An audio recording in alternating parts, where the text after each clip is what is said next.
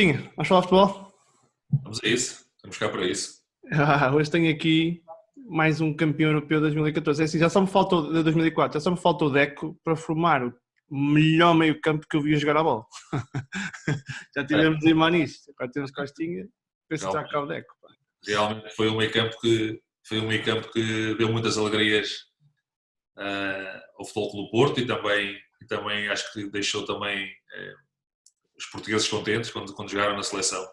Epá! Os três completávamos muito bem, cada qual no seu rol, cada um fazia o seu trabalho em prol da equipa, mas havia um complemento muito bom, e mesmo quando era adicionado algum elemento, porque houve uma altura em que o Mr. Mourinho passou a jogar em 4-4-2 losango, mesmo os jogadores que entravam tinham uma boa conexão com o meio campo, fosse o Pedro Mendes ou o Alenichev, que eram os mais utilizados. Realmente era um meio campo de muita qualidade e um meio campo que se compreendia bem, que é o mais importante. Sim, epá, eu digo sempre, pá, meio campo de muita qualidade é eu e os meus amigos a jogar a bola. Aquilo era um meio campo zorro, pá. Sabes que é muito importante tu tens a percepção do espaço que pisas e o que é que tens que fazer. Isso é muito importante. E, portanto, tu tinhas um jogador como o Deco, que era um desequilibrador em termos de último passe, em termos de chegada a golo, em termos da proteção da bola. Quando o jogo estava mais difícil, entregavas a bola no Deco e o Deco guardava a bola e conseguia resolver. Depois tinhas o Manis, que era um jogador que era um box-to-box, era um jogador com muita rotatividade, boa qualidade técnica, bom no passe longo e, portanto, trabalhava também dentro do campo, era um trabalhador, não era apenas um jogador que ficava à espera daquilo que fosse a bola simples. E depois eu no meu campo tinha que ter, ou no meu lugar tinha que ter a consciência de que tinha uma equipa ofensiva, que era preciso equilibrar a equipa em termos defensivos, que era preciso muitas vezes fazer o trabalho, ter um tipo de trabalho mais agressivo, para que os meus dois outros médios e os meus dois laterais pudessem ter envolvimento à vez, com os laterais, como é óbvio, ofensivo, sem que a equipa ficasse muito descompensada. E muitas vezes encontrar esse equilíbrio é muito difícil. Eras o pêndulo, não é? Tu jogavas, eu sei que chamavam ao Deco o pêndulo no Barcelona, mas eu para mim eras o pêndulo do Porto, e com todo o respeito que o Manis me tem e o Deco me tem, mas davas aquele, eu falava no outro dia com o Mr. Luís Castro, em que ele dizia, falávamos da questão do futebol mais ofensivo, que tem mais possibilidades de criar desequilíbrios defensivos. Exatamente. Para teres um futebol desses, tens de ter um gajo lá atrás que digas, pá, eu vou à minha vida que ele está ali. Isso era o Costinha, não é? Sim, era. Basicamente, isso é que eu digo, que tu tens que ter a consciência do tipo de trabalho que tu tens dentro de uma equipa. Claro. Ainda há pouco tempo o Jorge Costa fez um artigo espetacular sobre a equipa de 2004 e deu-me rasgados elogios. Porque, efetivamente, o fácil é quando as coisas estão a correr bem, toda a gente querer participar no jogo ofensivo, toda a gente querer ir para a frente, toda a gente querer fazer o golo. E eu recordo muitas vezes no jogo, o bicho chegava a uma altura que estava 2-0 e dizia assim: Costa, atenção que esses gajos vão começar a desaparecer, é melhor puxar por eles. E, portanto, era uma forma, mas eu não me importava porque os jogadores tinham capacidade, tinham qualidade. Claro. E dentro do campo tens que perceber qual é o teu papel. E o meu papel era naquele momento era esse. E penso que desempenhei bem e penso que a equipa também lucrava com isso. E, portanto, equilibrava muito aquilo que eram as ações defensivas da equipa quando a equipa tinha bola e partia para a fase ofensiva. Sim. Diz-me uma coisa, eu tenho esta opinião, com todo o respeito que eu tenho pelo Mr. Jorge Costa e pelo Nuno Espírito Santo e por quem não joga no meio campo, e são grandíssimos treinadores. A ideia que eu tenho é que quando tu jogas numa posição, por exemplo, como a tua, num jogo muito, muito trabalhado, como era o jogo do Porto nessa altura, tu começas a ser treinador quando começas a jogar nessa posição ainda muito mais, não é? Porque tu tens que ler o jogo no momento ofensivo, no momento da perda e no momento defensivo, quando estás a fechar e estás a fechar o espaço e a controlar todo o espaço para garantir que não entras em desequilíbrio. Aquilo é quase um treinador dentro de campo, não é?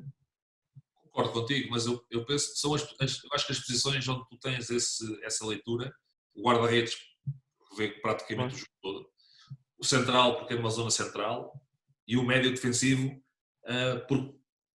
ou o médio mais defensivo, não vamos dizer só o médio defensivo, ou o médio mais defensivo, pode ser também um 8 que joga ali junto do 6, que tem também essa preocupação, essa leitura. Depois, eu penso também, a juntar a isso, tens que ter o gosto pelo treino, o gosto pelo jogo, interrogar os seus treinadores devido a certos momentos, a certos exercícios. Eu lembro-me, por exemplo, no Futebol Clube do Porto, eu sempre fui muito falar com os meus treinadores, gostava de perceber o porquê dos treinos e o porquê das mudanças muitas vezes. E lembro-me quando a gente sai do modelo tático de 4-3-3 da Taça UEFA e vai para um 4-4-2 em Liga dos Campeões, ainda que no jogo da final com o Celtic, nossa entrada em 4-4-2 losango, comigo, com o Manisco, o Jebi e com o Deck, depois o Capucho e o Derlei na frente.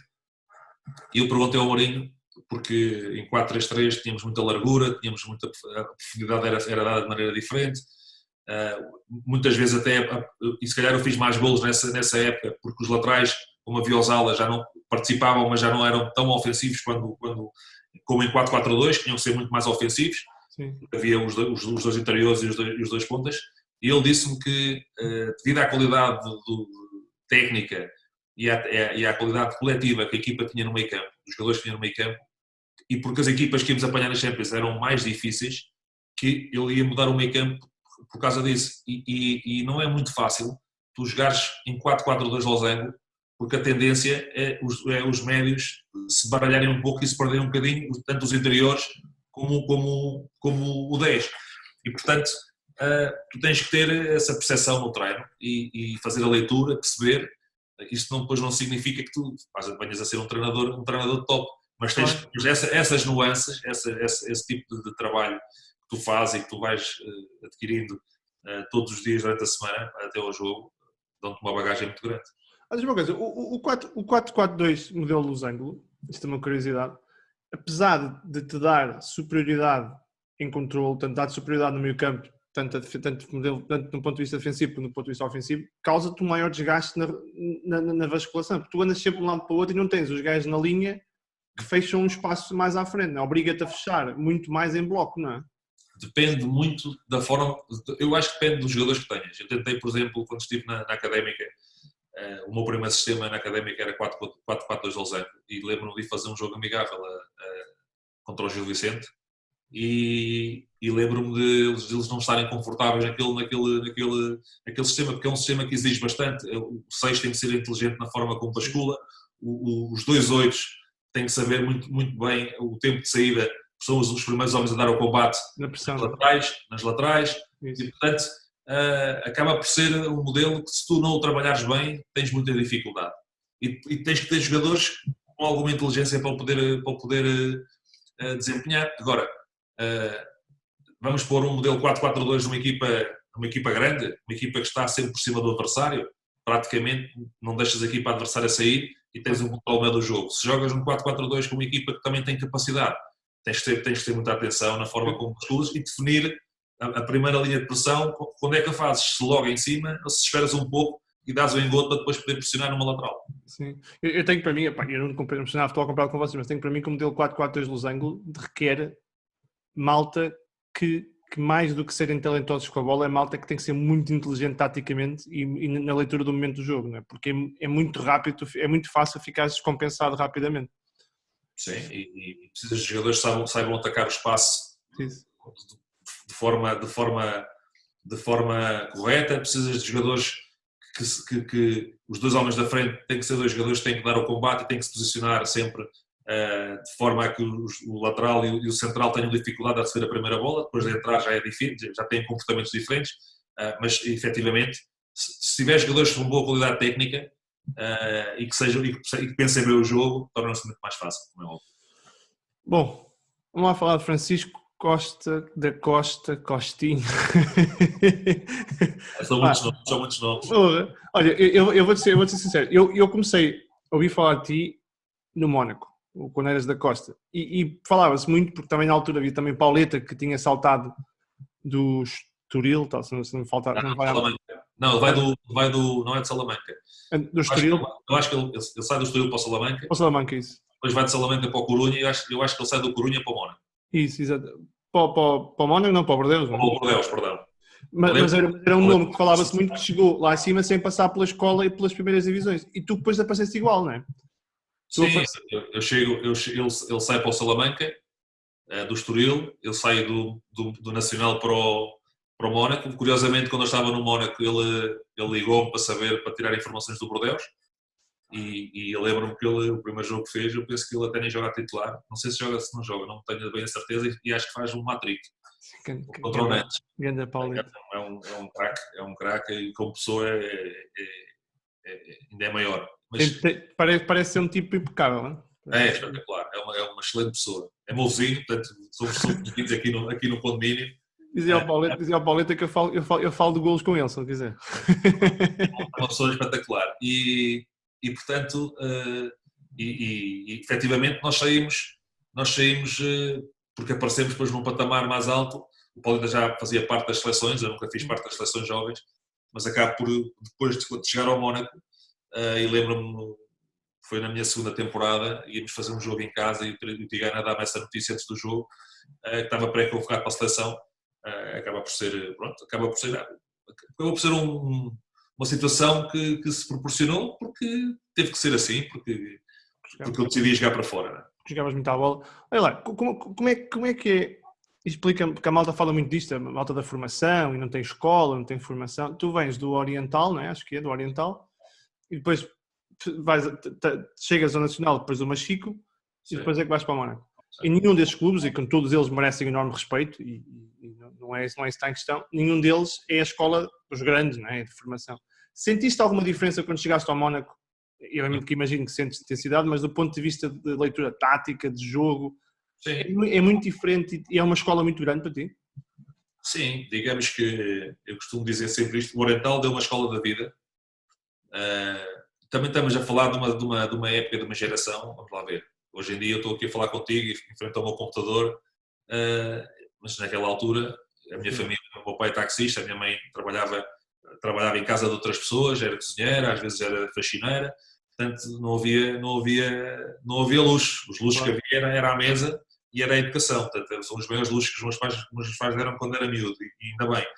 E portanto eu ia para o Oriental tinha uma equipa de iniciados e nós tínhamos 4 bolas para 24 miúdos. Portanto, se a bola fosse para o quintal, já não havia mais bolas. E, portanto, são formas diferentes de trabalhar. Eu penso que o que te dava o alento era o teu desejo de seres profissional de futebol, chegares a ter uma carreira, não sabias se era uma carreira importante ou uma carreira menos importante, se era na primeira liga, ou era na segunda liga, ou era na terceira divisão. Queria ser jogador de futebol, como é óbvio. E depois, como é óbvio também, chegas ao Mónaco e eu recordo nos primeiros treinos, o Tigana sempre a chamar o meu nome, porque eu ia para a esquerda e para a direita, estava habituado a jogar um bocadinho como a segunda liga, onde tu era um bocadinho anárquico, fazias tudo um pouco, tinhas sempre boas prestações, mas porque o futebol era anárquico, em termos táticos, se houvesse uma equipa mais organizada tinhas dificuldade, graças a Deus cheguei sempre em boas equipes na segunda liga, na segunda divisão, até porque fui campeão com o Nacional antes de ir para o Mónaco. Mas como é óbvio tive uma correção muito grande no Mónaco e eu costumo dizer aos meus amigos e agora aqui a ti também que eu jogo contra o Sporting, eu saio do Nacional, faço o meu primeiro jogo de Liga dos Campeões contra o Sporting, perdemos 3-0 e eu percebi imediatamente naquele jogo o quanto tinha que trabalhar para estar ao nível do campeão francês. E muitas vezes o erro de um jogador é não ter a percepção daquilo que tem que trabalhar para atingir um determinado patamar. Portanto, eu podia ter chegado ao Mónaco e pôr-me em bicos de pés e pensar que já tinha feito tudo, e eu percebi que tinha que trabalhar muito mesmo para poder chegar a um patamar muito alto. E tive, até ao final, eu lembro que isto foi em setembro, eu lembro-me que até dezembro era sempre convocado, mas nunca mais joguei, ou era convocado, ou ficava no banco, ou era 19º, e só depois quando fomos àquela pausa de inverno e regressámos novamente aos treinos e começou novamente os jogos, é que comecei a jogar. Mas para chegar a esse patamar trabalhei bastante e joguei muitas vezes a equipa B, não me fez mal nenhum. Isso é muito difícil, sabes? Eu falava com o Mr. Zé Gomes, do Marítimo, há uns dias, e ele dizia uma coisa que eu acho que é e o Mr. Carlos Manuel mesmo, que diziam que eu acho que as gerações atuais, e tu falaste disso dos teus pais, a minha história é mais ou menos parecida, mas o meu pai é mecânico, a minha mãe é empregada auxiliar, e tu tens um bocado, tu tens mais responsabilidade, eras mais responsabilizado de uma idade mais nova, não é? Portanto, tu tinhas mais responsabilidades. Isso também te ajuda a criar, do ponto de vista de maturidade mental, acelera esse processo, né? Eu acho que aos dias de hoje as gerações mais novas, e não quer dizer que eles sejam todos maus, não é isso que eu estou a dizer, mas por causa dos Instagrams e por causa das social medias e por causa das escolas, das academias e das bolhas que se criam à volta dessa, há uma maior prospecção, há uma maior falhar pode acontecer mais rápido, porque queremos ser muito imediatos, não te parece isso também? E tu também és treinador? Sim, mas isso tem a ver um bocadinho com a sociedade em geral, porque se calhar eu não posso pôr as culpas nos meus filhos, porque os meus filhos têm um progenitor. Claro. E se os meus filhos falharem, eu falhei como pai, e a minha mulher falhou como mãe.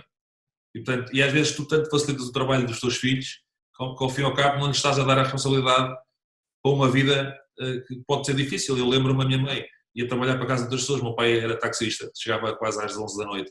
E quem é que tinha que fazer o almoço e o jantar para as minhas irmãs? Tu. Quem é que tinha que cuidar das minhas irmãs? Quem é que tinha que cuidar da casa? Claro. Isso parece que não dá-te uma bagagem muito grande. E tu não tens todos os gadgets que tens hoje, as redes sociais, os telefones, porque se eu tivesse telefones, se calhar era igual aos meus filhos, estava sempre a pegar os telefones. Portanto, nós não podemos dizer culpar, porque nós não tivemos esse tipo de ferramentas, e ainda hoje, se fores a algum lado, onde tiver uma mesa, estão adultos com telefones na mão. Claro, somos iguais. Portanto, isso dizer que os miúdos... Agora, eu penso é que os valores que tu tens que passar aos teus filhos têm que ser valores diferentes, e os tempos podem avançar, mas os princípios têm que ser os mesmos, independentemente das gerações. E isso ajudou bastante. Eu decidi ir para a Madeira para perceber se sabia viver sozinho, não foi só pelo facto de querer ser jogador de futebol ou por ter ido ganhar mais dinheiro, mas uma coisa é estás em casa a jogar no Oriental e tens a casa dos teus pais e a luz paga o teu pai, a água paga o teu pai, o gás paga o teu pai, a comida põe o teu pai na mesa. Outra coisa é viver sozinho para a Madeira e és tu que tens de fazer a gestão das tuas próprias contas. E muitas vezes o jogador perde-se por aí, porque começas a ganhar dinheiro fácil, também gastas dinheiro fácil, mas há outras responsabilidades que tens por trás. E, portanto, essa responsabilidade às vezes ajuda-te bastante, e se calhar, como os tempos eram se calhar um bocadinho mais, não havia tanta oferta, tu acabas por maturar um pouco mais rápido, e ainda bem. Hoje é mais complicado, hoje é um bocado mais difícil, mas eu acho que os adultos têm uma grande cota de responsabilidade pela forma como os miúdos. Então, no futebol, o meu pai nunca ia ver um treino meu, nem um jogo. Claro. O meu pai alguma vez ia para o jogo gritar com o árbitro, ou gritar comigo, ou mandar-me para a esquerda, para a direita, que eu tenho filhos, vou ver os meus filhos jogar a bola. Tenho pais que é inacreditável. São 4 treinadores cá de fora, e tem uma falta de respeito para o próprio treinador que está a orientar a equipa. É horrível. Para o lado, quer dizer, isto não acontecia, e hoje em dia toda a gente quer ser protagonista. Sim, é verdade. Olha, quando te ligaram a dizer, Francisco, vais aqui para o Mónaco, que estava numa fase incrível. Tu não sabes a história. Eu não. Quer dizer, sei, vou ouvindo aqui e ali, mas eu quero que tu me contes, não é? Então é assim, eu saio do Nacional, assino 5 anos com o Valência. Isso não sabia. Valência, treinado pelo Jorge Valdano, e saio do Nacional, ainda a época não tinha terminado, vou a Valência, treino 2 dias e assino 5 anos.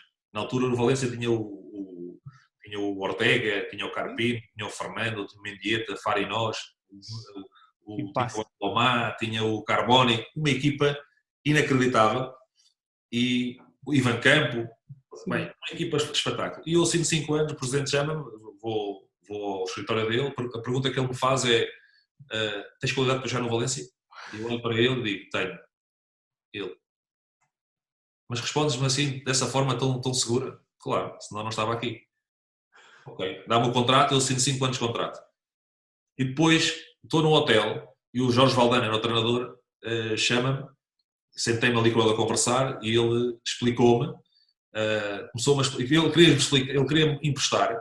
Portanto, eu gostava de emprestar ao Villarreal. O Villarreal é um clube perto do Valência, o dono do Villarreal é irmão do presidente do Valência, e eu acho que tu lá irias ter mais tempo de jogo, e eu vou-te explicar porquê. Não é que eu não gosto das tuas capacidades, eu vejo que tu tens capacidade, mas é jovem, e porque, vamos fazer assim, o Real Madrid tem o Redondo, o Barcelona tem o Guardiola, o Corunha tem o Mauro Silva.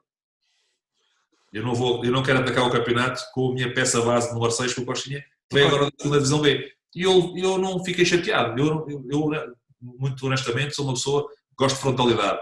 O treinador expressou aquilo que pretendia. Ele não disse que não queria contar comigo, e que eu tinha que ir embora do clube, eu só disse que queria ir buscar um jogador com outra tarimba. E eu acho isso perfeitamente natural. Eu disse, bem, eu agora venho para o Valência, para ir jogar para a segunda B de Espanha, até eu venho da segunda B de Portugal. Tenho clubes de primeira divisão portuguesa interessados e venho para a segunda B de Espanha. Epá, não achei aquilo, pronto, achei, compreendi o treinador, mas não achei que fosse o melhor para mim. Então falei com o Jorge na altura era um bom agente, não é? E o Jorge disse, epá, e agora? O presidente diz que não te deixa sair porque o Valdano está farto de jogadores e é sempre a mesma coisa, 17º, 15º, 14º.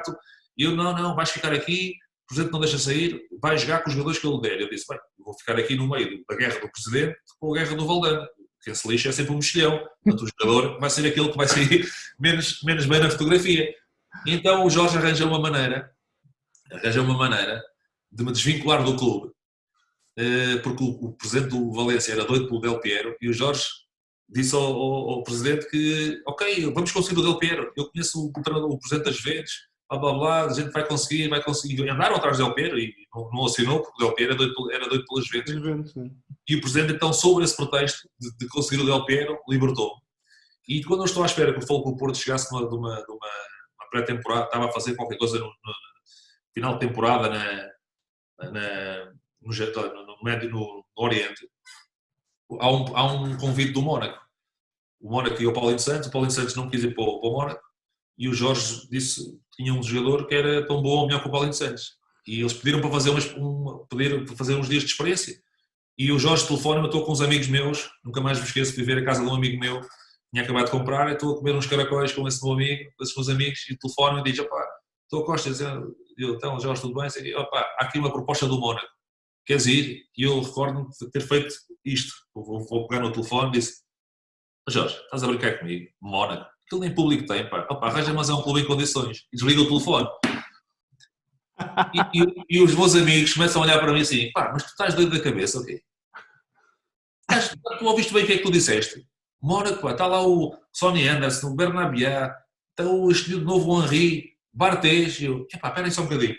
E eu, Jorge, afinal eu vou. Pronto, e foi. E fui uma semana, uns dias, não chegou uma semana, fui uns dias à experiência ao Mónaco, e pronto, e depois a história resume-se que eu chego, tinha acabado o campeonato nacional, ainda ia com alguma potência no corpo. O campeonato francês começa sempre muito cedo, em junho já estão a fazer a pré-temporada, e nós tínhamos acabado a época em junho, e chego lá e fazemos o estágio em Clairefontaine, e eu lembro no segundo dia, a rematar, tenho um problema aqui no adutor, e estou no quarto, e deitado, e havia treino à tarde, e o John Collins e o Oliver Napier, que são dois grandes amigalhaços e dois pais do futebol para mim, enquanto jogadores, espetaculares mesmo, foram ao meu quarto chamar-me e o John disse, Costa, let's go. E eu, não, tenho dor, I have pain, John, I can't. E ele, não podes? Não, tenho dor, John, não consigo. E o Bernabiá vira-se para ele e diz-lhe, John, turista. E vão-se embora do quarto. E eu fiquei assim no quarto, turista. Não sei, turista, pá. Levantei-me, fui à enfermaria, pedi um Analgésico. analgésico, deram um analgésicozinho aqui no glúteo, ligaram a perna, fui treinar. O que é que aconteceu no final do treino? O Tigana pede-me para assinar 4 anos. Se eu tivesse ficado na cama, se calhar não tinha ficado no Mónaco. Olha, que passo que tinhas no Mónaco, pá. Sim, tinha uma grande equipa e grandes homens. Essa primeira equipa tinha jogadores experientes, apanhei dois tipos de equipas com muita qualidade, o Barthez, o Dumas, o Levinsky, que na altura depois chegou à seleção francesa, e depois acaba por perder lugar para mim, infelizmente, no terceiro ano, no segundo ano, ou no terceiro ano vai embora do Mónaco um bocadinho por minha causa, porque deixou de jogar. O John Collins, o Sonny Anderson, o Vitor Ikpeba, Jafet Mdoran, quem é que tinha mais? Henri, Trezeguet. Henri a aparecer, não é? Juli, que tinha acabado de chegar também. Robert Spear, o croata, o avançado, que jogava bastante. E nós fizemos uma temporada, para mim foi uma temporada de sonho, porque eu saio da segunda divisão B, vou para o Mónaco, jogo a Liga dos Campeões, vou à meia-final da Liga dos Campeões contra as Juventus do Dimas e faço um gol contra as Juventus, perdemos 4-1 e faço um gol, e jogo praticamente toda a segunda metade do campeonato francês. E, portanto, para quem vinha de uma segunda divisão com pouca experiência, acho que foi muito importante. E no segundo ano a cereja, acho que a cereja em cima do bolo foi passe para o lote dos capitães de equipa. Ao fim de logo a seguir, não é? Ao fim de um ano de Mónaco, normalmente o capitão de equipa era quem escolheu a cor do polo. Eu lembro que já o Tigana tinha saído do Mónaco, entrou o Claude Puel e vamos fazer um jogo para a taça e ele mete os nomes no quadro e pergunta-me a cor do polo. E eu não sabia, atenção. Eu é que vou escolher a cor do polo. E os outros, Costa Capitão, Costa Capitão. E eu escolhi a cor do polo e foi assim que passei o rol dos capitães. Olha, como é que é o primeiro jogo de Liga dos Campeões? Pá, só a música já te faz dos meus joelhos, não? Olha, primeiro quando fui aquecer, fui assobiado e insultado por toda a gente do Sporting. Cantaram, inacreditável. Mas pronto, essas coisas a mim nunca me fizeram. Mas é ridículo, pá, é ridículo. Nunca me fizeram mal nenhum.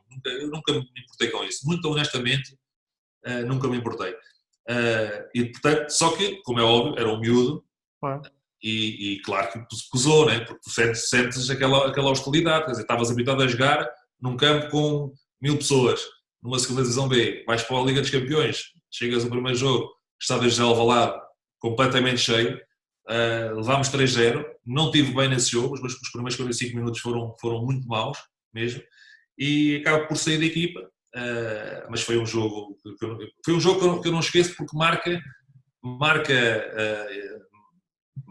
a minha história como jogador em termos de entendimento daquilo que eu necessitava para atingir o sucesso. E, portanto, acaba por ser uma situação má, mas que deu frutos depois para o futuro. Que idade tinhas quando chegaste ao Mónaco? Ia fazer 22. Tinha 22. 22. Pois é, tinha essa ideia, mas... Fiz 2 anos no Oriental, 18, 19, 19, 20... 20, 21 no Machique, 21, 22 no Nacional, eu também tinha 22. Chegaste ao Porto, tinhas 25, não é? 26. Sim, 25 para 26, sim. Olha, eu acho que tu começas a ser mais conhecido em Portugal, apesar de fazeres bom trabalho no Mónaco, é no Europeu 2000, não é? Quando faz aquele gol e milhões de portugueses, quem é este? Olha, na televisão é mais ou menos assim. Eu não lembro quem é que era o narrador. É para o Figo, agora tem que entrar um passe figomenal.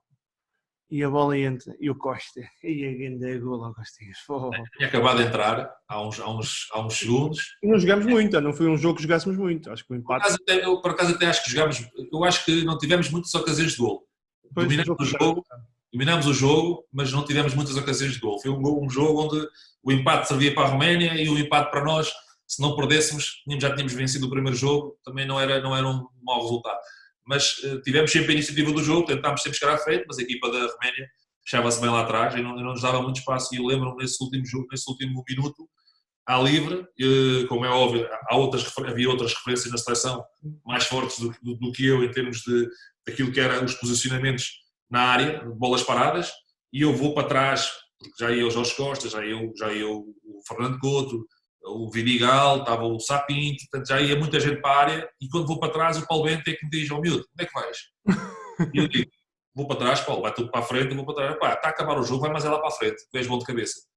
Eu vou para a frente e o Figo cobra aquela bola de forma espetacular e eu tenho a felicidade de fugir à marcação do meu adversário e antecipar-me ao Steleia. Olha, eu vou dizer uma coisa. Quando foi o que marcaste, vamos falar um bocado disso, quando marcaste em Manchester, eu estava a ver com os amigos e disse, pá, se o gajo vai dar direto, que ele mete no Costinha que ele é bom nos últimos minutos. Mete no Costinha que ele é forte nesse último minuto, pá. Foi brincadeira, porque depois acabaste por marcar, não foi igual, mas foi um bocado essa brincadeira que eu disse, pá, mete no Costinha que ele marca bem no último minuto. Mas tu vês que os jogos têm todas histórias engraçadas. Esse jogo, por exemplo, o Mourinho já contou isso. Eu não era para estar ali. Em primeiro lugar, eu estava no lugar, estava à frente e o Maniche atrás. Eu disse, era para ser o Maniche, não era? Não, eu olhei para trás, vi o Maniche com o João Oshie, que é uma diferença de tamanho abismal, e disse, pá, vens aqui para o pé do Wes Brown, que ainda assim é grande, mas não é tão grande como o Oshie, e eu sou um bocado maior do que tu. Se a bola vier para aqui para disputarmos a bola, eu com o Oshie de cabeça, pode ser que possa ganhar a bola. Portanto, a primeira. E depois, normalmente naquele tipo de livros eu tinha que estar na barreira. Sim. Eu tinha que estar na barreira para impedir a visão do Howard, para criar ali alguma confusão. Portanto, foi para lá, já não me recordo se foi não sei se foi o Jorge Costa, acho que não. O Jorge saiu, o Pedro Emanuel, porventura deve ser do Pedro Emanuel, e quem devia bater o livro nem sequer era o Benny McCarthy, era o Ricardo Fernandes. E portanto, bate o Benny McCarthy, eu não estou na posição que devia estar na barreira, depois vou para dentro da área e troco a posição, digo ao Manis para ir para a frente, porque o outro era mais pequeno que o Oxi, e portanto para ele, para disputar, era melhor se a bola estivesse ali, e acaba por fazer o golo, para essa passagem ao Foco. Incrível. Olha, primeira chamada à seleção. É daqueles momentos que não se esquece mais, não é? Não esqueço. Estava no Mónaco, ia jogar em casa, até acho que fiz golo e tudo nesse jogo, acho que ganhámos 5-1 ou 5-2. Fiz um golo ao primeiro posto de cabeça. E lembro que o Tigana, estávamos no hotel e vem com umas folhas na mão e diz, chama José. E eu olhei para ele, we coach. E ele diz, os deuses devem estar loucos, foste chamado à seleção. E deu uns papéis para a mão antes do jogo. E disse, e vai jogar hoje. Eu não sabia que ia jogar, e vai jogar hoje. E depois lá fomos para o lanche, depois na palestra ele disse a equipa que ia jogar, já sabia que ia jogar. E as coisas correram bem, graças a Deus. Como é que é o primeiro jogo? Mas chegada à concentração, pá, tinhas uma equipa, aquela geração é incrível, pá, geração incrível.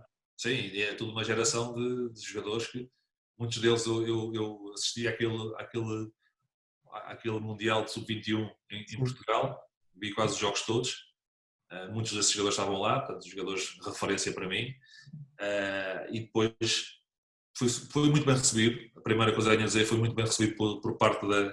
Não senti nenhum tipo de desconfiança, não senti, não me puseram à parte, digamos assim, porque eu não fazia parte do grupo de jogadores que cresce junto nas seleções jovens e juntos nos clubes de Primeira Liga e chega à seleção. Portanto, para mim foi tudo um bocado novo. Eu venho da seleção, venho de uma equipa francesa, para um núcleo de jogadores que está habituado a estar junto quase que semana sim, semana não. Mas foi muito bem recebido. Eu lembro que o primeiro jogo foi para o duplo compromisso contra a Roménia em casa e a Eslováquia fora. Portanto, depois estreio com a Eslováquia. No segundo jogo, no primeiro jogo ia entrar, mas depois a Roménia faz gol e já não entrei. E perdemos 1-0 em casa nas Antas, mas foi espetacular. Digamos que foi o culminar também de um sonho, porque eu penso que jogar na seleção portuguesa é algo que qualquer jogador que joga futebol no seu país ambiciona chegar. E felizmente eu tive essa possibilidade em tantos milhões de jogadores que Portugal tem. Olha, apesar de o Abel dizer que não é mão, ele diz que está a cair e que tem o Vitor que sai mal. aquele jogo com a França dói, não dói? Dói. Esse lance do Abel, eu acho que se o Abel, de vez de quando a bola bate na mão, efetivamente bate na mão, se o Abel quando cai se levanta logo, eu acho que o árbitro se calhar era capaz de não marcar. Mas o problema é que a bola bate na mão, o Trezeguet faz uma pressão enorme no fiscal de linha, que o árbitro não ia marcar, e o Abel mantém-se no chão, continua no chão e acaba por assinalar. Também tenho dúvidas se fosse uma Alemanha-França, não marcava. Se o árbitro marcava, e se não deixava ir aquilo para penaltis. Acho que não marcava. Também tenho essa dúvida. E depois, por inerência dos factos, na segunda parte do jogo, há uma defesa do Barthez, uma cabeçada do Abel, inacreditável. E, portanto, a sorte neste momento não estava connosco. Perdemos com uma grande seleção, porque a França tinha uma grande seleção, mas Portugal tinha uma equipa... Mas nós jogámos mais. Eu tinha uma seleção fantástica. Eu acho que nós jogámos mais. Eu sou adepto, mas eu acho que nós nesse jogo... Gostou-me tanto, tanto. Aqueles dias a seguir eu fiquei tão desiludido. Porra. É que tu tens noção que estás a poucos minutos de ir aos penaltis. O Abel pode fazer o golo com o Barthez. Eu acho que se não é na jogada antes, é quase, meu. Aquilo é uma coisa muito antes. É antes, porque o penalti depois acaba o jogo. Foi golo. E depois aquele penalti que eu, apesar de a bola vai à mão, eu continuo a achar que o Abel, na realidade, muito que ele diz é verdade, ele faz uma reação à reação do corpo quando a bola chuta e, portanto, mas a bola vai à mão, não há dúvida. Mas eu rezava até para o Zidane mandar a bola para fora. Estás a falar do Zidane? Pois é, mas o problema é que tu vês que o Zidane vai bater e dizer, isto é 99,9% de golo, acabou o jogo. Ainda por cima ele também marca o penalti e depois nos elimina nas meias finais do 2016. para mim já tem. Esse já é mais, né? Para mim já é mais. O Ricardo. Não, é penalti. A França, nesse aspecto, connosco, pá, felizmente o Éder meteu tudo. Grande Éder, pá. Fantástico. Melhores do mundo naquele. Fantástico. Olha, tu tens essa meia final, depois entretanto, depois vens para o Porto, em 2001, né? Sim. E eu lembro mais ou menos dessa fase também. Tu já estás no Porto, a malta acha que tu apareces muito no Porto Mourinho, mas já estás no Porto antes, não é? Já Eu chego ao Porto, eu estava no Mónaco, acabava o contrato, o Mónaco queria que eu renovasse 6 anos de contrato, eu tinha a possibilidade de ir para outras equipas, não vale a pena estar aqui a dizer os nomes porque já faz parte do passado, outras equipas, também de bons campeonatos, boas equipas, e depois a minha mulher também estava com um bocadinho de saudades de casa, claro, quando tens um clube como o Porto, que não foi o primeiro clube que me apareceu em Portugal, foi o Benfica, o primeiro clube foi o Benfica, que me apareceu e que discutimos, e depois eu decidi assinar com o Futebol Clube do Porto, e formei o meu treinador no Mónaco, deixei de jogar no Mónaco com a regularidade habitual, porque ele disse-me que uma vez que eu não ia fazer parte do clube na época seguinte, que ele ia começar já a testar alguns jogadores, porque a equipa estava numa situação, até nem estava numa posição muito confortável, não podíamos ir à Europa, também não descíamos, portanto andávamos ali, andava a testar jogadores, não deixei de jogar, joguei muitos jogos, também era capitão, portanto tiveram esse respeito para comigo, e depois apareço no Porto, mas as pessoas, eu não esqueço, porque são coisas que te fazem crescer e fazem querer ser melhor. Não se pense que quando eu cheguei ao Porto foi tudo rosas. Uhum. As pessoas, quando eu cheguei ao Porto, muitos dos adeptos perguntaram o que é que este gajo vem para aqui fazer. Porque temos aqui o Paredes, temos aqui o Cheinho, temos aqui o Paulinho Santos, para que é que a gente vai buscar o Costinha? E não foi, eu não tive uma aceitação imediata logo quando cheguei ao Futebol Clube do Porto. E, portanto, tive que trilhar o meu caminho. E portanto acho que o fiz de maneira correta, acho que me entreguei sempre de corpo e alma àquela instituição, adorei jogar no Futebol Clube do Porto, adorei mesmo, adoro aquela cidade, adoro os adeptos, e portanto no final fico muito feliz por tudo, porque dei o meu melhor de mim próprio para engrandecer a história daquele grande clube. Acho que fazes épocas fantásticas no Futebol Clube do Porto. Olha, eu vou fazer um bocado fast forward e não quero desrespeitar o resto, mas para mim, eu vou falar de 2003 e para mim aquilo que é ao dia de hoje, uma das maiores demonstrações de força de uma equipa portuguesa na Europa, que é o jogo contra a Lazio. Eu já falei disso com o Manis. Melhor jogo para mim. 4-1. Epá, que jogo absolutamente incrível. Melhor jogo. Penso que houve muita gente que chegou, já o jogo estava 2-1, os golos foram muito cedo. E eu lembro o meu cunhado que se atrasou, quando chegou estava 2-1, eu disse, pá, isto não é possível, pá. E o que é que eu perdi? Uma grande Lazio. Lazio de Mancini. Uma Lazio com Nedved, com Stankovic, com Fernando Couto, com Nesta, com Pio Lopes, com uma equipa portuguesa, Fiore, uma equipa espetacular. E não é só isso, é que a equipa de Lazio, aos 6 minutos marca o golo. Uhum. Aos 6 minutos. E eu lembro, faz o golo, é o cruzamento da esquerda, eu tento chegar carrinho e não consigo parar o cruzamento, e há a emenda do Pio Lopes dentro da área. E eu lembro-me de estar a olhar para o bicho, e o bicho assim, fodidos, peço desculpa pela palavra. Nada bom. E eu, então bicho, lá, estes gajos agora vão-se pôr lá atrás a defender, nós vamos tentar encontrar o golo, só contra-ataques, não saias daqui, senão isto vai ser, não saias daqui. O que é certo é que nós passámos por fizemos uma exibição espetacular, acho que o golo do empate é um grande golo do Manis, do Laça, e depois o Hélder Bexiga também muito bem, o Derlei, a equipa fez um jogo brutal, lembro-me de um cabrito do Deco, ao Simeone. Gosto muito. Uma coisa inacreditável. Foi para mim um dos jogos mais espetaculares que tive no Futebol Clube do Porto. Sabes que é engraçado? Eu não vejo, eu se calhar deve ser só eu, porque eu não vejo assim muito a malta a falar desse jogo, não vejo vídeos, a malta fala de outros jogos. Eu acho que foi dos melhores jogos que eu vi a fazer. Incrível, que massacre que o Porto fez ao Lazio. Eu estava em casa, eu sou um apaixonado, eu sou um romântico, eu gosto de futebol, gosto desse futebol de ataque, futebol de controle. Eu estava em casa deliciado, aquilo disse o Sporting. Eu estava no Atalanta, quando eu assinei pelo Atalanta, uma fase mais complicada da minha carreira, e lembro que era Atalanta e Inter. E eu estava no corredor no túnel, lá, nos balneários, e estava lá a falar com o Figo antes do jogo. Nesse jogo eu não estava, fui só fui ver o jogo, não estava convocado, tipo, por causa de uns problemas e tal. E lembro do Mancini sair do balneário dele, estavam ali as equipas perfiladas para ir pelo túnel fora, e estava o Stankovic, e eu lembro do Mancini dizer assim, Stanko, e o Stankovic virou-se para trás, e o Mancini, 4, Stanko, 4, e o Stankovic ria, uma frente ria, mister, a fazer alusão ao massacre que levou no Estado das Antas, no mítico Estádio das Antas. O Estado das Antas tinha uma... Que jogo. Além do Elfa, tinha uma aura espetacular. Tu quando chegaste vocês vão à final, a primeira final europeia, na Liga Europa, tu já tinhas estado, da UEFA, já tinha estado nas meias finais da Liga dos Campeões? Com os Juventus, sim. Não havia muitos naquele plantel que tivessem experiência a jogar a esse nível do ponto de vista de competições europeias, não é? Portanto, havia muita gente com muita experiência, já havia malta do europeu, mas havia ali muitos como o Derlei, como o Nuno Valente, que vinham do Leiria. O Nuno Valente jogou no Sporting, sim, ainda jogou em Copas Europeias.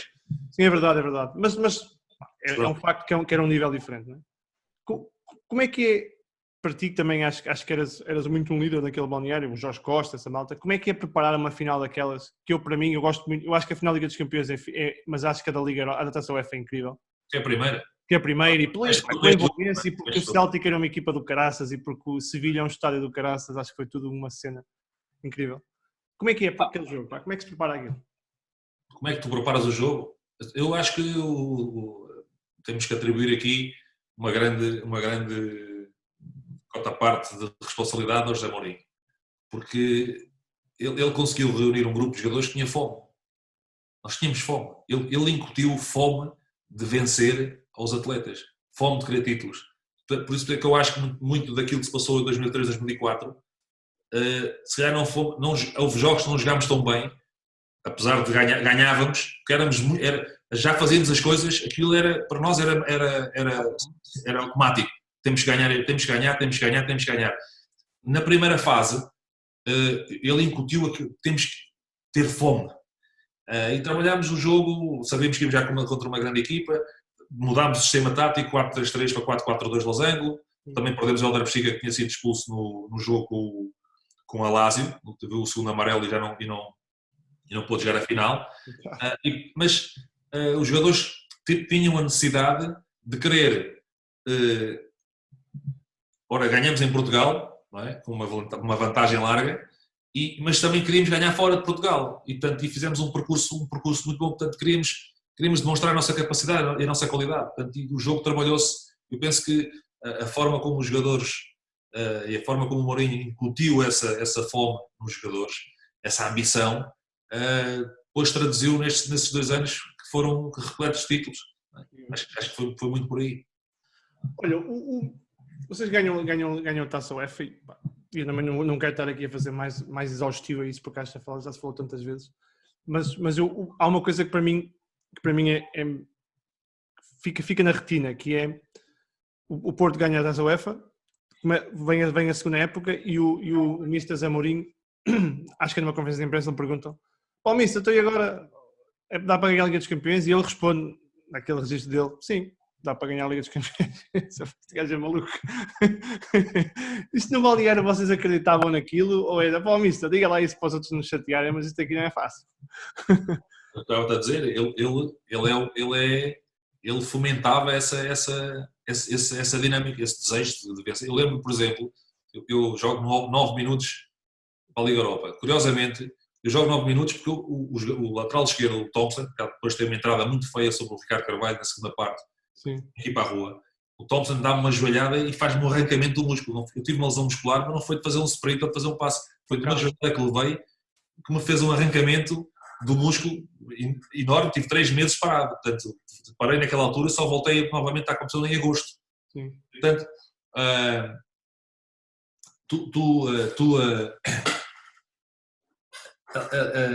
agora a contar-te isto, perdi-me um bocadinho Não, estava a falar da vontade de ganhar a Liga dos Campeões, do espírito. Eu lembro de dizer à minha mulher que ela estás triste, assim, não é que esteja triste, mas não é a mesma coisa ganhaste, mas só jogaste 9 minutos. Está bem, joguei os outros jogos, joguei quase todos, mas também queria jogar a final. Quer dizer, jogar a final, depois de tanto trabalho, eu sei que muitas vezes é difícil toda a gente jogar, mas tu gostavas de jogar. Eu disse, e portanto, eu este ano vou trabalhar para jogar a final da Liga dos Campeões. Até eu lembro da minha mulher dizer, estás tu.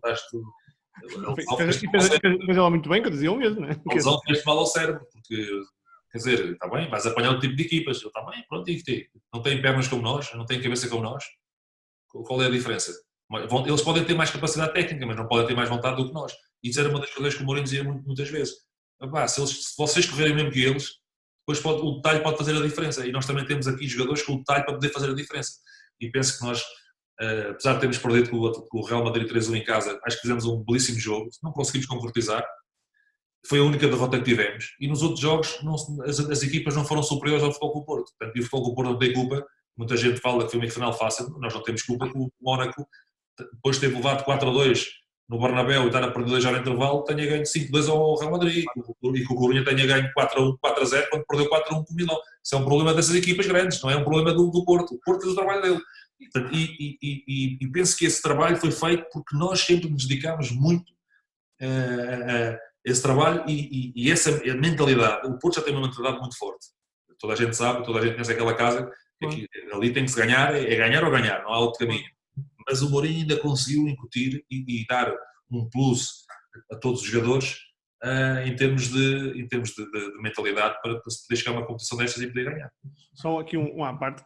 Malta que questiona ganhar a Liga dos Campeões porque diz que o Depor e porque o Lyon e porque o Mónaco, malta que não percebe nada disto, tenha por amor de Deus, quer dizer, um ganda Depor, um ganda Lyon, o Mónaco ganhou ao Chelsea, ganhou ao Real Madrid, mas estamos a brincar com isto. Basta ver os jogadores que essas equipas tinham nessa altura. Por amor de Deus. E perceber que no Lyon tinha, dali, quando foram para o Chelsea, claro. Do Essien, tinha o Juninho, que era um craque, tinha o Diarra, que também teve no Chelsea, que era um craque. Tinha o Giovanni Elber, que era só um dos melhores pontas de lança na altura na Europa. Teve no Bayern Munique. No Bayern Munique, não é? Claro. Portanto, tinha o Sidney Govou, por acaso não jogou o segundo jogo, porque levou cartão amarelo aqui no Dragão e não pôde jogar. Mas se calhar, em termos laterais, poderiam ter 2 grandes laterais, além de que o Eric de Flandre era o lateral belga, era da seleção belga, jogava no Lyon, mas as equipas eram boas, a equipa do Manchester United era boa, a equipa do Coruña era boa, portanto, agora, o Porto foi melhor. A realidade é que o Porto foi melhor e o Porto, quando chega a uma decisão, raramente falha. Claro. Olha, se calhar eu não volto à Liga dos Campeões, mas é uma coisa que eu gostava, estou para te perguntar aí há 13 anos, que é Portugal-Holanda, Holanda-Portugal, Mundial 2006. É um dos momentos mais difíceis da tua carreira? É um momento difícil, vamos dizer, não foi um momento difícil, porque a equipa ganhou. Agora, teria sido um momento difícil se a equipa tivesse perdido e porque eu tivesse sido expulso, por ter sido expulso. Porque eu lembro na altura, a minha expulsão até advém, e por isso muitas vezes, agora hoje como treinador, há certos momentos do jogo que tu percebes melhor porque os viveste como jogador. Não quer dizer que seja melhor ou pior, mas viveste-os e entendes melhor. Eu naquela altura estava completamente, estava um bocado agastado, estava ali arreliado com o treinador, com o Scolari, porque a gente estávamos, o Marco Van Basten tinha feito uma tática que obrigava a equipa portuguesa a abrir-se toda. E eu estava a dizer que nós tínhamos que ficar compactos e a equipa estava a abrir toda. E ao mesmo tempo que a equipa se abria toda, havia espaço no meio para a equipa holandesa poder jogar. A equipa holandesa tinha uma seleção muito forte, tecnicamente, individualmente forte. Portanto, e eu estava a dizer a ele que ele tinha que chamar. Eu não conseguia estar na esquerda e gritar para a direita, para o Figo, ou para o Deco, ou para quem fosse, cobrir o meio campo, cobrir o meio, fechar, porque não dava. E tinha que ser ele daquele lado. Estava no meio, tinha que chamar. Tinha que chamar, e é dentro dessa dinâmica, eu estava meio, tinha a cabeça meio nevoada, a bola entra, é um passo de ir para o meio, por acaso não estava ninguém no meio, mas eu pensava que, da forma como eles nos esticaram, e eu tive que sair a pressionar um jogador em questão, a bola entrou no meio, eu pensava que alguém ia receber a bola e faço o gesto, e quando me arrependo já a mão está a meio, a bola bate na mão e sou expulso. E fiquei triste porque eu não queria ser o motivo pelo qual Portugal não tivesse passado. Infelizmente os jogadores mais uma vez. Uma batalha. A qualidade e mais um gol do Maniche. O Maniche tem aquela predileção pelas equipas laranja, faz um belíssimo golo e depois acabam por ser mais 3 jogadores expulsos, mas é assim, se nós formos a ver realmente, se nós formos a ser honestos com o jogo teria sido totalmente diferente se logo aos minutos iniciais aquela entrada de Boula Russo tem que ser expulso. E a partir daí pronto, o jogo torna-se diferente. Não quer dizer que nós tenhamos que, em termos emocionais, temos de ser mais fortes, correto, mas o jogo passou-se daquela maneira. E é engraçado também porque o Scolari fazia, todos os jogadores tinham que fazer a palestra antes do jogo e nesse dia tocou-me a mim e eu lembro-me a saída do hotel para o estádio, dar um autógrafo a um miúdo e a caneta era vermelha e a caneta vermelha riscou-me o dedo, fiquei com o risco no dedo e eu digo, hoje vou ser expulso, pensei, vou ser expulso e chega ao balneário e o Scolari diz para eu fazer a palestra e eu lembro-me, as minhas últimas palavras da palestra foi: aconteça o que acontecer hoje, é sempre um orgulho partilhar o balneário com vocês. E sou expulso. Há coisas que é difícil pronto, conjugou-se tudo. Os astros estavam todos alinhados, como costuma dizer um adjunto, estão os astros todos alinhados. Pronto.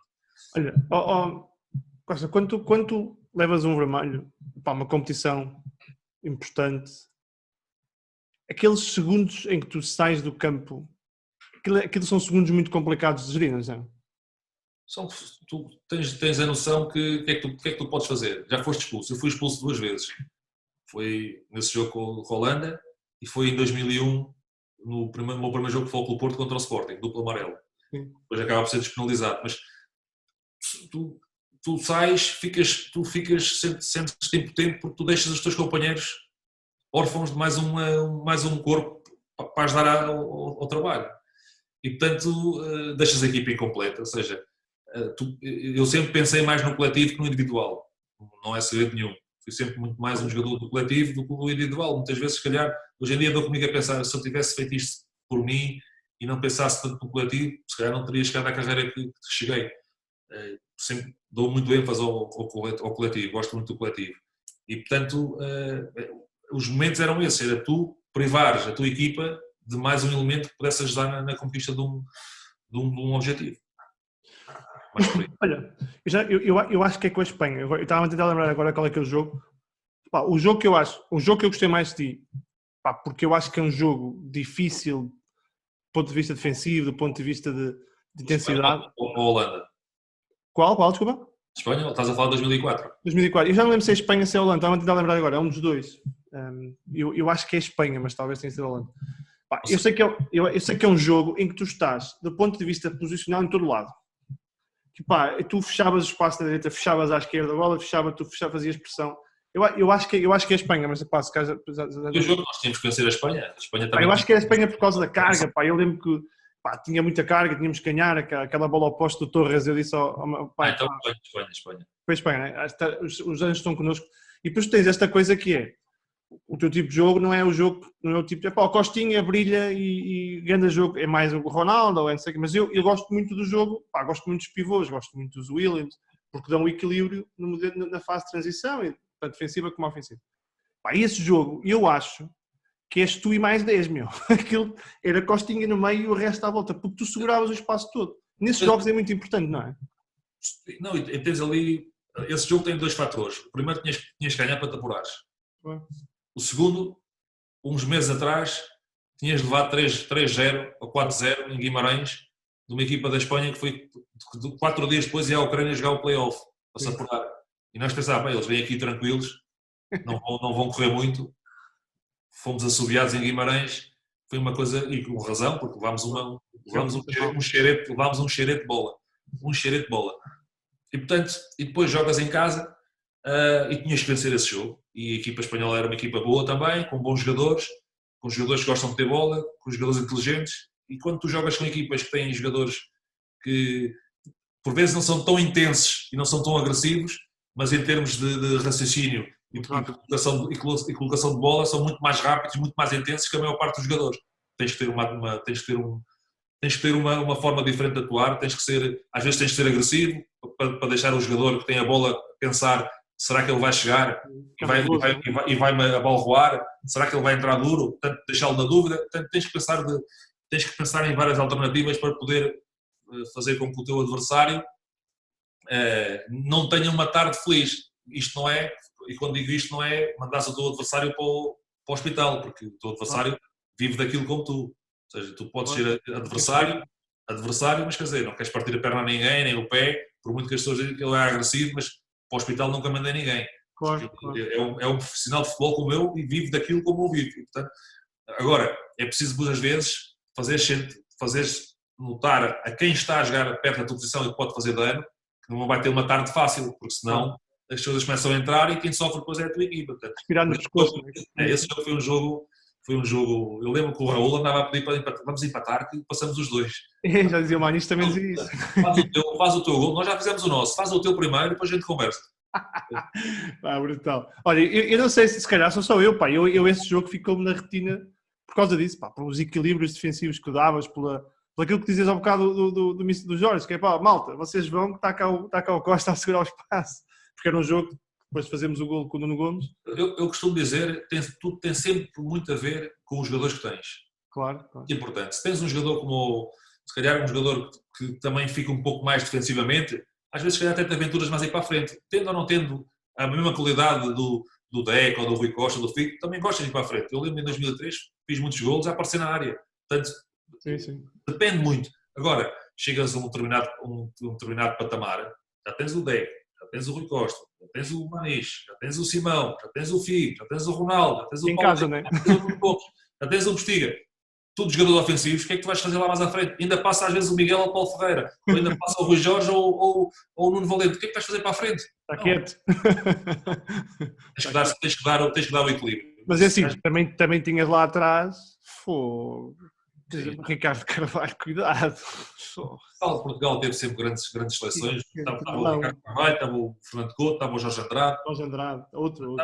Portanto, em 2000 estava o Fernando Couto, o Jorge Costa e era outro central. Será o Beto? Acho que era o Beto. Já não me lembro. Mas acho que era o Beto. Sempre grandes centrais, sempre grandes centrais. Era o Beto. Portugal teve sempre jogadores de grande qualidade. E, portanto, depois é tu perceberes um bocadinho as dinâmicas do grupo e ver o que é importante fazer naquele momento. Sabes? Posso sair? Não posso sair? Isto vai dar. Vamos sofrer mais defensivamente? De que lado? Esquerda, direita? Onde é que tens que compensar? Claro. Percebes o jogo? Olha, falámos aqui de grandes momentos, falámos aqui de muita coisa boa. O Atalanta é a fase mais difícil da tua carreira? Eu penso que decidi mal quando saí do Porto e para o Dinamo Moscovo. Na altura, eu tive sempre o sonho de jogar a Itália. Era o meu sonho de jogar a Itália. E tive oportunidades para ir para a Itália, mas tinha contrato com o Porto. E sem um contrato, tenho que respeitar o contrato. O Porto não apostou lá a cabeça para assinar contrato, portanto, se os clubes não chegam a acordo, não há hipótese, não ia chatear o presidente para querer sair. Não. Tenho contrato, acabou. Quando acabar o contrato, depois logo vejo. E na altura, o presidente do Dinamo Moscovo ele ia comprar também o Parma, e eu pensei, vou fazer um ano a Moscovo e depois rumo para o Parma. E chego à Itália. Era o que eu gostava mesmo, chegar à Itália. E portanto as coisas a partir daí não correram, começaram a correr muito mal, digamos assim, começaram a correr muito mal. E depois equilibra ali um bocadinho no ano do Atlético de Madrid, ainda que não jogando, joguei muitos jogos, mas se calhar não jogando a titular as vezes que desejava, também por culpa própria, digamos assim. E depois, quando estou em Madrid, tinha um contrato de 3 anos, era o segundo capitão da equipa, tinha uma muito boa relação com a administração, era um jogador bem visto pela é um clube especial, não é? É um clube que eu gosto muito. Portanto, e o Del Neri faz uma proposta para o Atalanta, digo, com 31 anos, é a última oportunidade que eu tenho de ir para a Itália, se calhar. Como é que eu vou chegar agora à Itália? Vai ser difícil, portanto. Então, fiz ali um bocadinho de pressão. O Atlético de Madrid também contratou outros médios, já tínhamos muitos médios. O Javier Aguirre jogava em 4-4-2, tínhamos 8 médios. Eu não estava a ver como é que com 8 médios, para 4-4-2, havia, quer dizer, não dá para todos. Não dá para todos. E eu tendo o desejo de ir para a Itália, forcei ali um bocadinho a barra. O presidente na altura disse que não, porque já tinha negado uma proposta o Besiktas fez uma proposta na altura para ir para lá, em junho, e o presidente disse que não. E depois acabo por forçar um bocadinho a barra e o presidente deixa-me sair, ainda vou fazer o jogo da Intertoto, salvo erro, acho que é da Intertoto, lá com o Glória Bistrita, lá na Roménia, e depois já não faço o segundo, e então é aí que vou para Bergamo e acabo por não jogar por questões financeiras. Muito honestamente, por questões financeiras, porque eu tinha um salário muito alto na Atalanta, eu creio que o salário mais alto, segundo o que eles dizem, não sei se é verdade ou se é mentira, mais alto que o clube teve na sua história, mas eu não tenho culpa que o clube me tenha oferecido aquela montante e, ainda para mais, eu ainda baixei muito o meu salário para sair do Atlético de Madrid, tinha um contrato de 3 anos para ir para Bergamo, portanto, quer dizer, eu em 3 anos não ia receber quase o que ganhava no Atlético de Madrid. Portanto, vamos ver assim as coisas. Uns 2 anos faltavam do Atlético de Madrid, digamos assim, para ser mais honesto e correto. E, portanto, o presidente teve um AVC, foi o presidente que me contratou e a seguir entrou uma segunda entra a administração da tesouraria, o responsável máximo, que foi sempre uma pessoa que não viu com bons olhos a minha contratação, não foi por causa do jogador, foi em termos económicos, e faz-me um ultimato, diz que se eu não baixasse o contrato para metade, não jogava mais. E eu não baixei o contrato para metade e tive 3 anos a receber e sem jogar. Apesar dos treinadores pedirem para me meterem no clube, acabei nunca por jogar, e o José Mourinho e eles fizeram uma série de coisas, diziam aos adeptos que eu estava lesionado, que era um mercenário, que lá estava, e o José Mourinho, quando chegou ao Inter Milão, perguntou-me se o Atlanta estava disposto a fazer uma troca entre mim e o Olivier Dacour. Ele não queria o Olivier Dacour, disse: perguntas ao Del Neri, eu dou o Dacour e tu vens para aqui. E eu falei com o clube e o clube negou. E eu disse: então, mas vocês dizem que eu estou sempre lesionado, que eu não sou um mercenário, porquê que não deixou de ir para o Inter? Vocês estão à procura do médio. O Dacour já trabalhou com o Del Neri na Roma. O Del Neri, não, ok, já que não pode contar comigo, ok, o Dacour. E eu percebi porquê, porque eles andavam tanto a passar a informação que eu estava sempre lesionado. O que é que iam dizer aos adeptos depois se eu chegasse ao Inter, não sei se jogar no Inter, e começava a jogar? O que é que iam dizer? Né? Então deixaram-me ali congelado, tive ali 3 anos a receber e sem jogar. Entristece ter acabado a carreira assim, Costa? Sim, bastante. Não é digno, não é? Para a tua carreira. Não é questão de ser digno, queria acabar de maneira diferente e depois... É isso que eu quero dizer. Depois acabei por chegar ao fim desses 3 anos, tive convites para poder voltar a jogar a bola, noutros clubes, noutros continentes, só que eu já não ia para jogar a bola, ia só para ganhar dinheiro. E eu tenho muito respeito pelo futebol, adoro o futebol, e não me estava a rever numa situação de ir para outro continente, para outro país, estar só para ganhar dinheiro, porque já me levantava de manhã e dizia: tenho que ir treinar. E quando isso acontece... Perdeste a paixão por jogar, não é? Perdi a paixão perdi o desejo de treinar e de jogar. Eles conseguiram matar autenticamente o meu desejo porque não podia sair dali para lado nenhum. Para sair, tinha que sair de mãos a abanar, em litígio. Para ir para outro clube, era difícil porque eles não queriam que eu jogasse, porque senão não tinham como justificar eu estar parado tantos anos, tanto tempo. Portanto,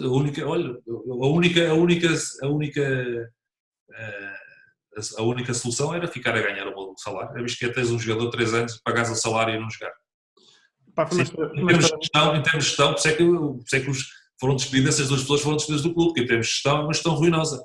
Tens o jogador mais caro do plantel em casa, a ir treinar sozinho, às vezes treinava para ser treinar com os meus colegas, mas não era convocado, ou não treinava um bocadinho, saía, treinava à parte, praticamente, e ganhava o mesmo salário. Portanto, perdi completamente o desejo de jogar e não queria ir para outro país e treinar para outro clube e deixar o treinador e os meus colegas numa situação que acho que não era, e o clube não era benéfica, que era estar ali, assim ia ser um mercenário, não ia ter desejo de treinar e não quis. Olha, tu depois vais para treinador e estás no Beira-Mar, tens a Beira-Mar, tens o Passos Ferreira... Depois vou para o diretor desportivo.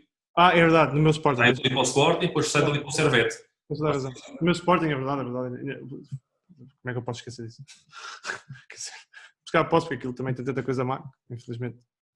Eu vou-me tentando esquecer do Sporting de vez em quando, porque são só más notícias. O Sporting é um grande clube, mas é difícil de... Muito complicado. Acho que não vou aprofundar, porque acho que não vale a pena. É difícil de... Não é difícil. É preciso ter coragem de fazer certas coisas e eu acho que as pessoas não têm essa coragem. Sabes que eu dizia a alguém há uns dias, é assim, ou o Barbosa, ou o Costinha, ou o Maniche, ou o Rui, ou o Paulo, ou são todos fracos, ou alguma coisa tem que estar errada. Ou eles são todos maus e então realmente é estranho, ou alguma coisa tem que estar errada, não é? Não faz sentido nenhum. O Sporting, por muito que me custe dizer, é um clube de interesses. Era e é, não é? E, portanto, assim, e isso acho que responde a tudo. Era e é, infelizmente. Enfim, vamos falar de futebol. Olha, quando depois vais para a carreira de treinador, eu vou-te ser sincero, como no Servette não segui muito, lembro do Sporting, mas no Servette não. Como treinador, tu apareces no Beira-Mar e depois apareces no Passos Champions, não é? Passos pré-eliminatória Champions.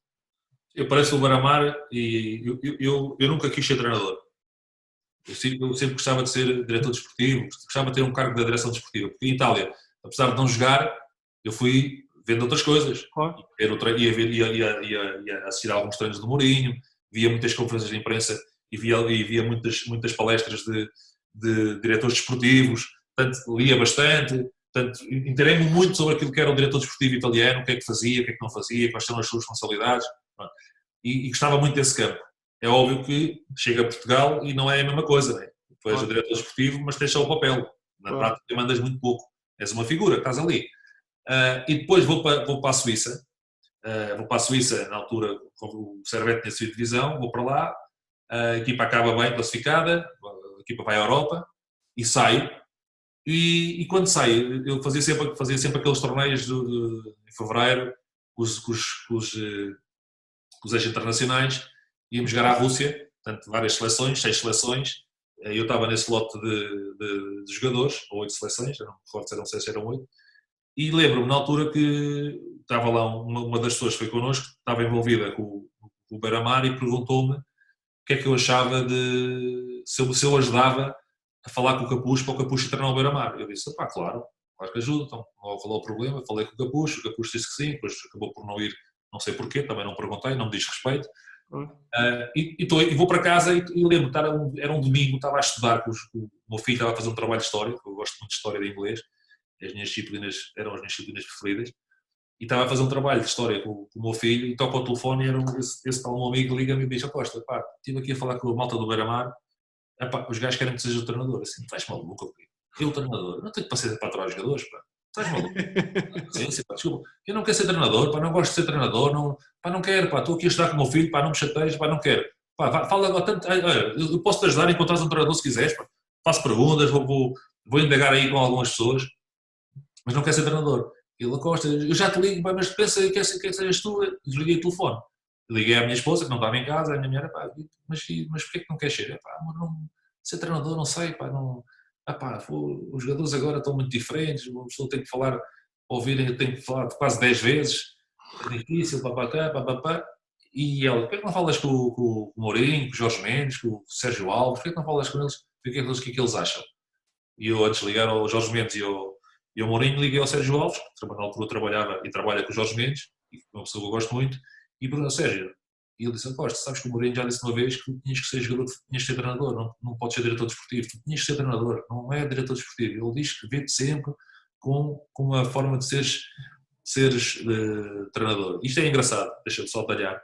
Porque quando estava no Servette e vou a Madrid com a minha equipa, com o meu presidente, para tentar fazer uma parceria com o Real Madrid e o Servette, e conseguimos, o Mourinho mete-nos junto com o número 2 do clube, não foi o Florentino, foi com o número 2 do clube, e o número 2 do clube, portanto, estávamos nessa reunião, chegámos a um entendimento e disse-me, Costinha, porquê que queres ser diretor desportivo e não és treinador? Eu, mas porquê que está a perguntar? O Mourinho disse que tu tinhas de ser treinador. Eu, que se ele diz isso, ele raramente falha.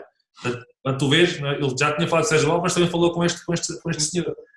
E eu disse, fala com o Mourinho, fala com o Jorge, o que é que eles dizem? Mas eu acho que devias experimentar, experimentas. Ele disse, também se não gostares, também diz, olha, experimentei e não gostei, estão sempre a empurrar para ser treinador, não gostaste. Pronto, eu falei primeiro com o Mourinho perguntou-me, eles têm os salários em dia? Porque a equipa estava para descer divisão, não é? Então os salários em dia, ele disse, Mister, acho que tens os salários em dia? Então, Costa, experimenta. Mas eu não tenho o curso, mas experimentas e depois acabas a época, vais tirar o curso, ou tentas tirar e inscreveste para tirares o curso, foste burro quando vieste a Itália, eu tinha dito que tens de tirar a Coverciano o curso, não quiseste, eu sempre não me via como treinador, você sabe, até lhe cheguei uma vez, chegamos ao treino, entrou o Balotelli e disse, este é normal, olha para isto. O gajo diz que é perder de propósito, que não treina bem. Imagina eu ter um jogador deste ao meu serviço. Não sei qual era a reação que ia ter. Mas tu vais maturando, vais aprendendo, vais lidar bem com a situação.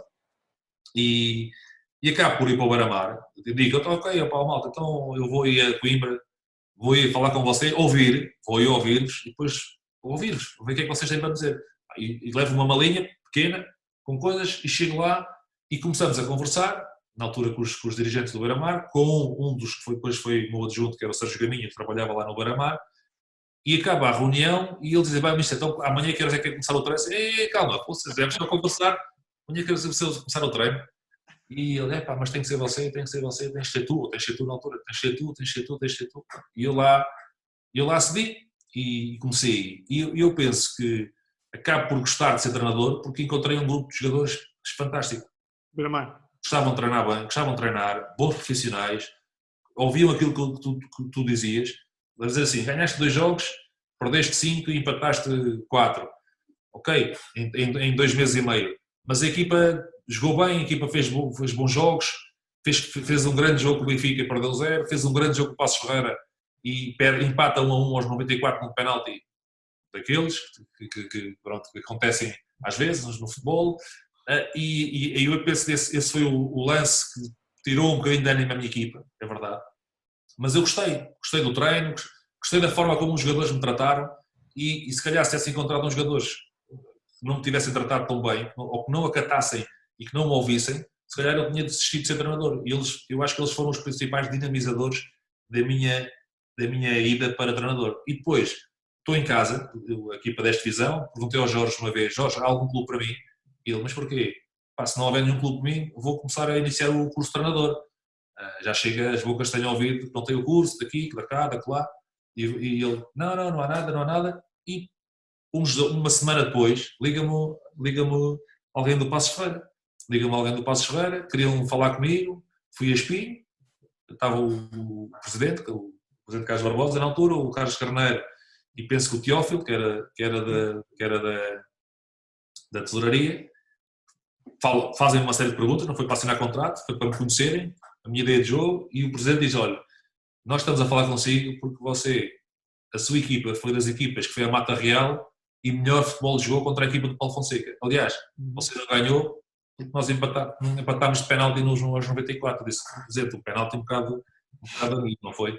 Isso agora não interessa, foi um e, portanto, e porque nós gostamos de apostar em malta desconhecida, malta jovem, e é por isso. E eu disse, não penso que é porque você foi jogador do Jorge Mendes, ou o Jorge Mendes, porque há sempre essa, e ainda bem que sou contato com o Jorge Mendes, é bom sinal, porque é um empresário de sucesso, ainda bem, mas não foi por aí. E portanto, eu acho que aí acabo por fazer mal em aceitar, porque devia ter, efetivamente, se calhar devia ter esperado um pouco mais e fazia o meu curso e esperava um bocadinho mais, mas ao mesmo tempo também me deu a possibilidade de perceber alguma das situações em termos de treino, em termos de jogadores, em termos de organização, em termos até de próprias dinâmicas que o treinador tem que ter em Portugal para me poder movimentar. E ao fim de 4 meses, quando o jogo em casa de Guimarães via o Sérgio Oliveira a discutir com a bancada, porque a bancada estava a tratar mal,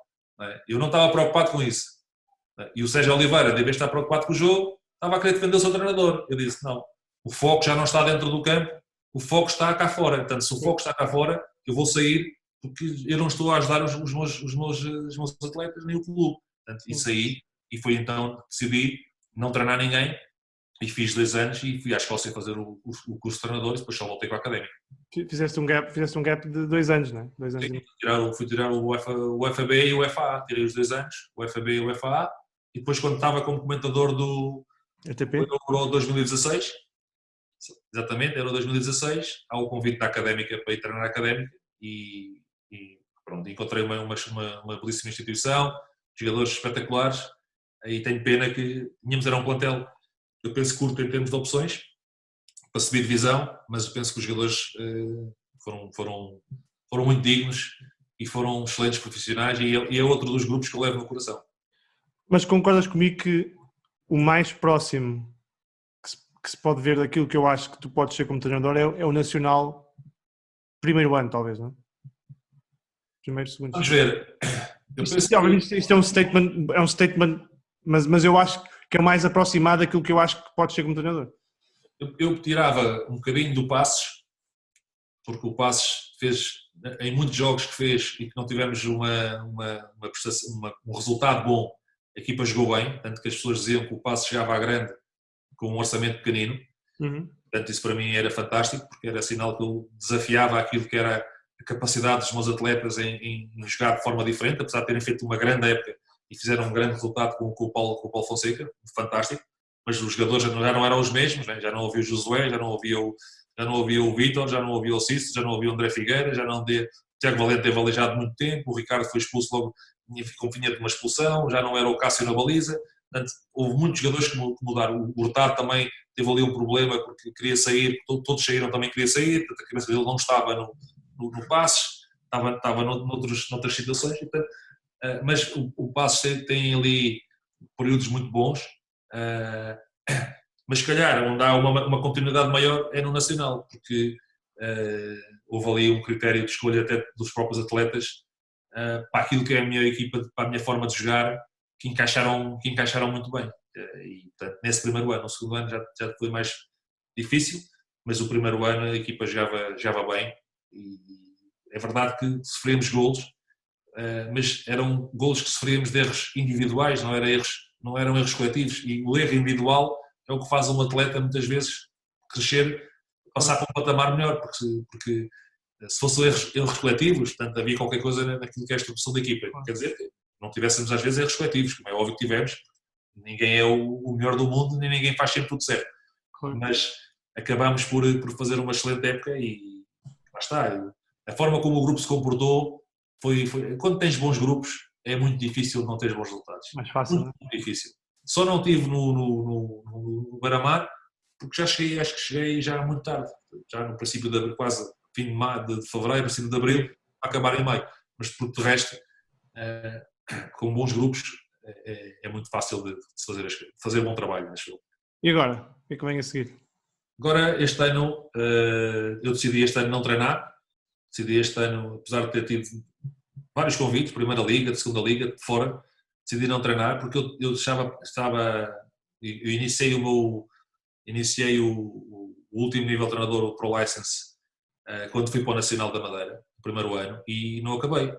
Portanto, na Escócia, portanto, não havia voos diretos de Lisboa para a Escócia, tinha que sempre fazer através de Amsterdão ou de Londres, e depois ir para a Madeira, tinha que fazer o voo da Madeira para o continente, depois do continente para lá. Quando chegava à Escócia para os dias das aulas, já tinha acabado as aulas, portanto, então tive um ano praticamente sem ir, e este ano decidi terminar o curso de treinador. É muito difícil, às vezes, as propostas que tive, algumas boas propostas, tu estás ali tentado, mas ao fim e ao cabo tens um propósito, né? E o propósito é cresceres, perceberes o que é que fizeste na última temporada de bom, o que fizeste mal, tentar corrigir, planificar as coisas e ao mesmo tempo acabar com aquela situação de não tem curso, está no lugar indevido, há treinadores com curso que não trabalham, ele não tem curso e trabalha, portanto, isso é tudo um foco de estabilização que eu acho que não tem nada a ver com a capacidade das pessoas. As pessoas podem ter curso e serem boas e terem curso e serem más, tem nada a ver uma coisa... Em qualquer profissão.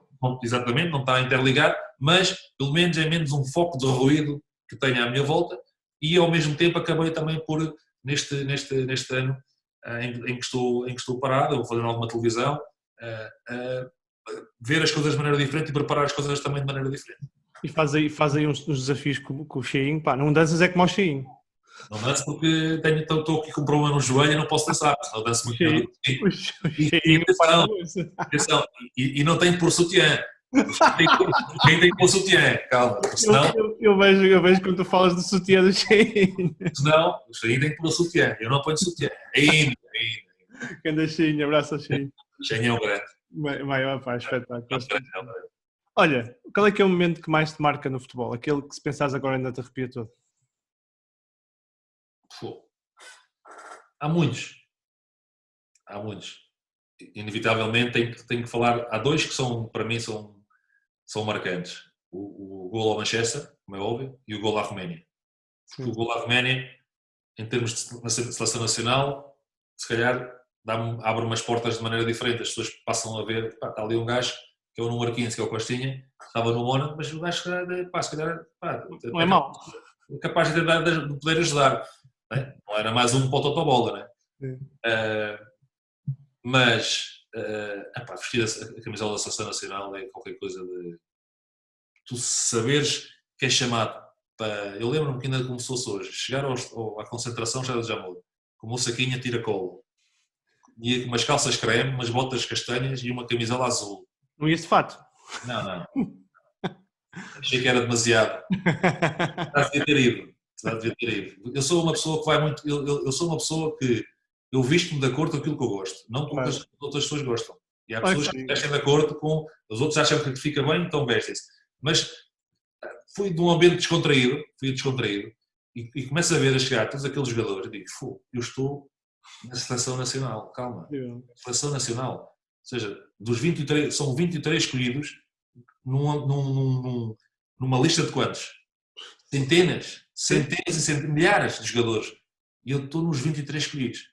E, portanto, é óbvio que ainda hoje a falar, claro, e tu emocionas, não é? Tu consegues ter grandes conquistas e claro que a conquista da Liga dos Campeões em termos é espetacular. Mas vestir a camisola da nossa nação, epá, acho que todos os jogadores gostavam de ter esse privilégio e eu felizmente tive e guardo isso com muito carinho e com muito orgulho.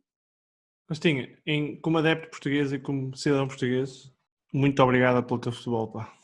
Só isso eu que agradeço a todos os adeptos que ao fim e ao cabo também mantêm esta modalidade. Eu só de pensar que hoje em dia, infelizmente, por causa deste maldito vírus, vamos ter estádios com futebol à porta fechada, porque as pessoas, os jogadores gostam de ver os adeptos na bancada. Por isso é que eu digo muitas vezes, quando as pessoas insultam, eu não me importo, querem ver o estádio cheio. Eu lembro-me, por exemplo, uma vez o Cheinho estava nesse jogo, fomos jogar a Atenas e começámos o jogo em Atenas, tínhamos perdido 1-0 em casa para a Taça UEFA. E eu vou fazer o aquecimento e eu vou deliberadamente para o lado da claque do Panathinaikos aquecer e provocá-los. Tenho a noção do que fiz. E eles começam a querer mandar as grades abaixo. Hoje em dia, hoje olho para trás e foi total anormal, porque eles agora até saltam cá para dentro do campo. Sim. E vou ali a provocá-los e não sei o que, a provocá-los. E acabou o jogo 2-0. Eles a assobiarem, mas a assobiarem quase bem, a gritarem. Eu lembro de dizer assim ao Jorge, vamos ao meio campo e agradecer. Tu és maluco, eles matam, vamos ao meio campo e agradecer. E não é que fomos ao meio campo agradecer, e se houver registros disso, vamos agradecer, e o estádio todo começa-nos a bater palmas. Ou seja, respeito, passou de um momento de agressão, né, verbal a um momento de reconhecimento. E portanto, eu praticamente, quando ia aos outros campos, claro que eu gostava de jogar em casa e com o meu público, mas quando tinha ambientes hostis, então aí eu delirava. Porque obrigavas-te a ser melhor, obrigavas-te a estar mais lúcido, obrigavas-te a ser melhor. E portanto, não vejo o futebol sem adeptos, não é? E portanto, tenho que agradecer também aos adeptos, porque aos adeptos, todo o apoio que deram ao longo da minha carreira, tive sempre grandes ovações por parte dos adeptos. Isso é muito importante também. Mister, grande abraço. Um abraço. Espero que tenhas curtido. Grande conversa. Gostei sim, senhor. Grande abraço. Abraço.